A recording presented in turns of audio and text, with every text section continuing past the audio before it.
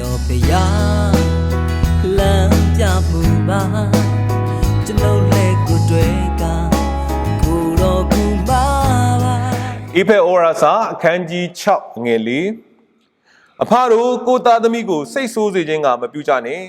သခင်ဖျား၏အလိုရနှင့်ညီသောဆုံးမတွင်တင်ခြင်းကိုပြုလျက်ကြိုးမွေးကြလော့ဖခင်များနှင့်ရောက်တိုင်းမှာ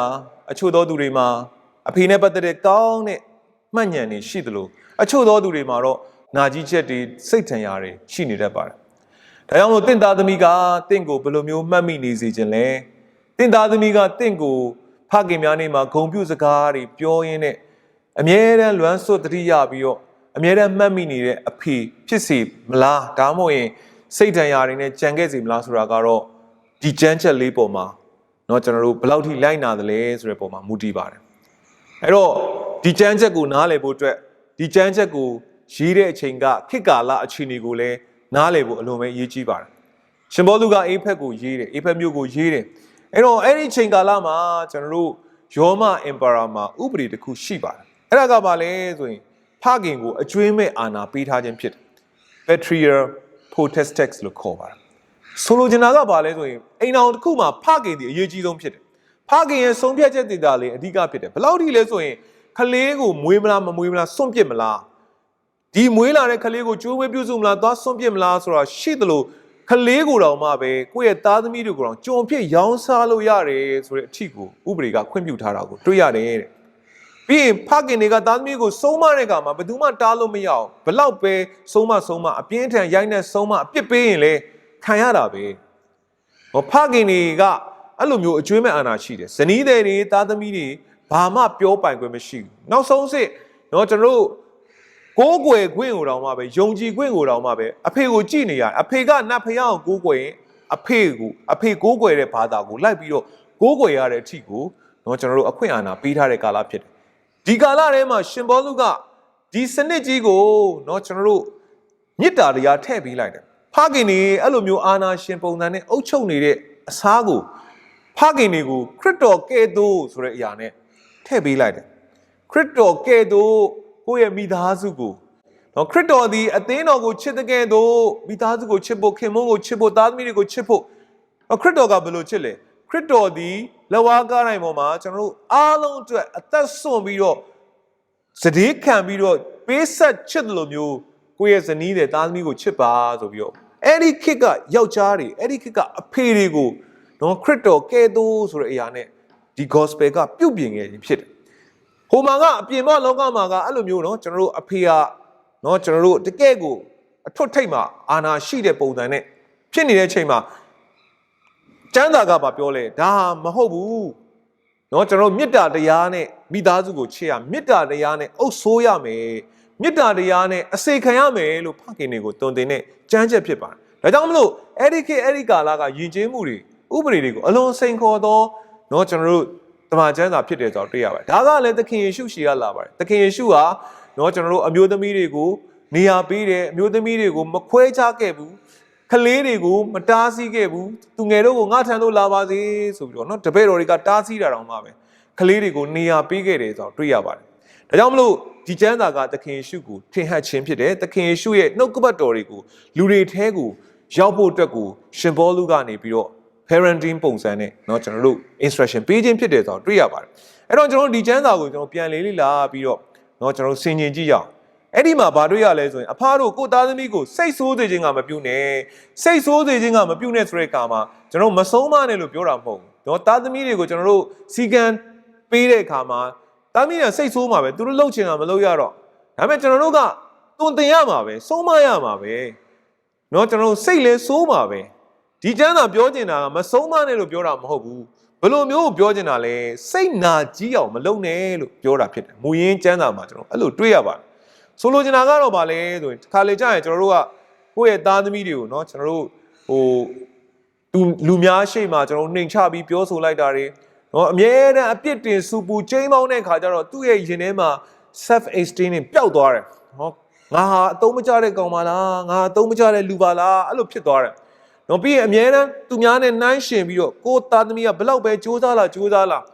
ာဟာမင်းဟိုလူလောက်မလုံနိုင်ဘူး နော်ဟိုတယောက်ကအဆင့်1ရတယ်မင်းကအဆင့်1ပဲရတယ်ဆိုအဆင့်1ထိကြိုးစားလာပြီးပြီလေနော်အဆင့်1မရလို့ဆိုပြီးတော့ကျွန်တော်တို့အဲ့လိုမျိုးလောက်တာတွေနော်လူရှိသူရှိရောက်ရင်ဟာဒီကလေးကတော့ညံ့ပါတယ်ဗျာခမရသားသမီးကတော့တော်ပါတယ်အဲ့လိုမျိုးနှိုင်းရှင်ပြောဆိုမှုတွေအဲ့ဒါတွေကကျွန်တော်ဘာဖြစ်လာလဲ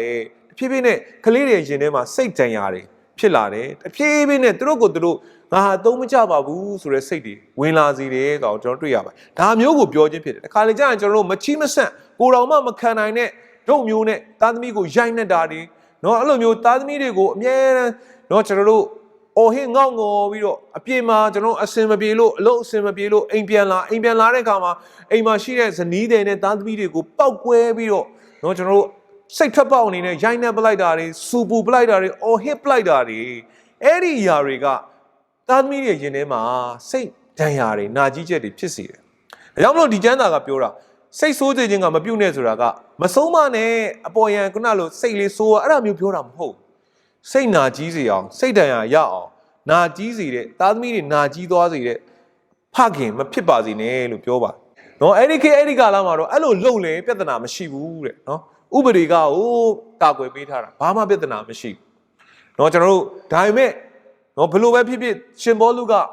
ခရိယန်တယောက်ဖြစ်လာပြီယုံကြည်သူတယောက်ဖြစ်လာပြီဆိုရင်အဖေဟာနူးညံ့တိမ်မွေးစာနဲ့သားသမီးတွေကိုဆုံးမရမယ်နော်အဖေဟာအာနာရှင်တယောက်လိုမျိုးမဟုတ်ဘဲနဲ့နော်အဖေဟာတကယ်ကိုခရစ်တော်ဖခင်ရဲ့မေတ္တာနဲ့နော်အစေခံခြင်းနဲ့ပေးဆက်ခြင်းတွေနဲ့မေတ္တာတရားပြတော်အဖေဖြစ်ရမယ်ဆိုပြီးတော့ဒီကျမ်းစာကသွန်သင်ထားခြင်းဖြစ်ပါတယ်အဲ့တော့ကျွန်တော်ကျမ်းစာထဲမှာတွေ့ရပါတယ်နော်ကျွန်တော်တို့ရှောလူဟာအလွန်ပဲဒါဝိဒ်ကိုမနာလိုတယ်စိတ်ကအယမ်းပဲကြမ်းတဲ့အခါမှာသူ့မှာလည်း absolute power ကရှိတဲ့အခါမှာဘာလုပ်လဲဆိုရင်ဒါဝိဒ်နဲ့ပေါင်းတဲ့ယောနသန်သူ့သားကိုသူဟာလှန်နဲ့ပြစ်တတ်ဖို့ထိပါနော်ပြစ်ထည့်လိုက်တယ်အဲ့လိုမျိုးလှုပ်လိုက်တဲ့အခါမှာယောနသန်ရဲ့ရင်ထဲမှာဘယ်လိုမျိုးစိတ်တရားကြံခဲ့မလဲစဉ်းစားကြည့်ရအောင်ထို့တူပဲဒါဝိဒ်လည်းသူ့သားအဘရှလုံကိုသူလစ်လျူရှုတယ် neglect လုပ်တယ်အဲ့ဒါတွေကများလာတဲ့အခါမှာအဘရှလုံကသူ့ကိုအဖေလို့မမြင်တော့နောက်ဆုံးအဘရှလုံကသူ့ကိုပြန်ပြီးတော့နမ်းလူတဲ့အထိဖြစ်လာတယ်ဆိုတော့ကျွန်တော်တွေ့ရပါတယ်ဒါကြောင့်မလို့တမန်ကျမ်းစာကဥပမာတွေအများကြီးပေါ်ပြပြီးသားဒါကြောင့်မလို့ဒီကျမ်းစာလေးကကျွန်တော်တို့အတွက်သင်ခန်းစာယူစရာဖြစ်ပါတယ်နောက်ပြီးကျမ်းစာကပြန်ပြောလဲသခင်ဘုရား၏အလိုတော်နဲ့ညီသောဆုံးမသွန်သင်ခြင်းကိုပြုပါတဲ့နော်ဆက်ပြီးတော့တွေ့ရပါတနည်းပြောရင်တော့ကျွန်တော်ဘုရားသခင်ကိုအမွေပေးပါဘုရားသခင်ကိုယုံကြည်ရင်တနည်းပြောရင်ဘုရားသခင်ကိုကိုယ့်ရဲ့သားသမီးရဲ့ရှင်ထဲမှာတော်သမီးရဲ့အုံနောက်ထဲမှာသခင်ဘုရားကိုယုံကြည်ခြင်းဆိုတဲ့အမွေကိုကျွန်တော်ထည့်ပေးလိုက်ရင်အဲ့ဒါအားလုံးပြီးသွားပြီဘုရားကိုသိရင်ကောင်းတဲ့သူဖြစ်သွားပြီဘုရားသခင်သည်ချစ်ချင်းမေတ္တာဖြစ်တယ်အဲ့တော့ချစ်တတ်သောသူဖြစ်ဖို့ဘုရားရှိဖို့လိုတယ်ဘုရားရှိတဲ့သူကနော်ကျွန်တော်တို့အကျမ်းဖက်မှုတွေကိုမလုပ်တော့ဘူးအဲ့တော့ဒါကကျွန်တော်တို့သားသမီးတွေအတွက်ဘဝတစ်လျှောက်လုံးမှာပေါ့နော်ကျွန်တော်တို့ယခုဘဝနောင်ဘဝစိတ်ချရတဲ့ဘုရားကိုထည့်ပေးဖို့အတွက်ဖြစ်တယ်ဒါကြောင့်မလို့ကျွန်တော်တို့တရားဟောရကျမ်းခန်းကြီး6ငယ်6ကနေ9ခရိယန်မိဘတိုင်းကိုတုံသင်နေတဲ့အချက်ဖြစ်တယ်သင်ရဲ့သားသမီးကိုအိတ်လည်းရှိသည်ဖြစ်စေထားလည်းရှိသည်ဖြစ်စေခရီးသွားသည်ဖြစ်စေတုံသင်ဆုံးမမယ်အဲ့ဒါဘယ်အရာကိုလဲဆိုတော့သင်ဘုရားသခင်ထာဝရဘုရားကိုစိတ်နှလုံးကျွေးမဲ့အစွမ်းတတ္တိရှိသမျှဉာဏ်ရှိသမျှနဲ့ချစ်ဖို့ခင်ရှုကိုယ်တိုင်လည်းအဲ့ဒါကိုပြန်ပြောထားတယ်အဲ့ဒါကိုတုံသင်ရမယ်နော်အဲ့ဒီအရာကိုပြောတာဖြစ်တယ်အဲ့တော့ဘုရားသခင်ကိုချစ်တဲ့လူတစ်ယောက်ကလူတွေကိုလည်းချစ်တယ်နော်ကျွန်တော်တို့ love your neighbor လို့ကျွန်တော်ကိုနေဆက်ဆိုင်တော့သူကိုနေမြချစ်လို့တုံသင်တဲ့ဘုရားကိုချစ်တဲ့လူတစ်ယောက်ကလူမှုဝန်းကျင်ကိုနော်ဒုက္ခပေးမဲ့လူဖြစ်မလာဘူးဒါကြောင့်မလို့သားသမီးတွေကိုလိမ်မာစေခြင်းဘုရားသခင်နဲ့မိတ်ဆက်ပေးဖို့ပဲဖြစ်တယ်ဆိုတော့ကျွန်တော်တို့ဒီကျမ်းစာကပြောခြင်းဖြစ်ပါတယ်ဒါအပြင်ထပ်ပြီးတော့ပြောပါတယ်ကြွေးမွေးကြလောတဲ့အဲ့တော့တနည်းပြောရရင်တော့ဖခင်တွေဟာဥယျာဉ်မှုတွေနဲ့တူပါတယ်เนาะကျွန်တော်အပင်လေးကိုဒီတိုင်းပဲเนาะကျွန်တော်တို့အမြန်ကြီးလာအောင်ဆိုပြစ်လက်ခတ်ထားလို့မရကျွန်တော်မြေဩဇာချွေးရတယ်လိုတဲ့အာဟာရတွေဖြစ်ပေးရတယ်ရေလောင်းပေါင်းတင်ပေးရတယ်เนาะပိုးတွေကြမှာကိုလည်းကာကွယ်ပေးရတယ်အဲ့တော့ဖခင်တို့ရဲ့တာဝန်ကကျွေးမွေးပြုစုပါဆိုတဲ့အခါမှာเนาะဒီကလေးတွေလူတစ်လုံးသူတစ်လုံးဖြစ်လာဖို့အတွက်เนาะဖခင်သခင်အပ်ပေးထားတဲ့ကိုယ့်ရဲ့မျိုးဆက်တွေ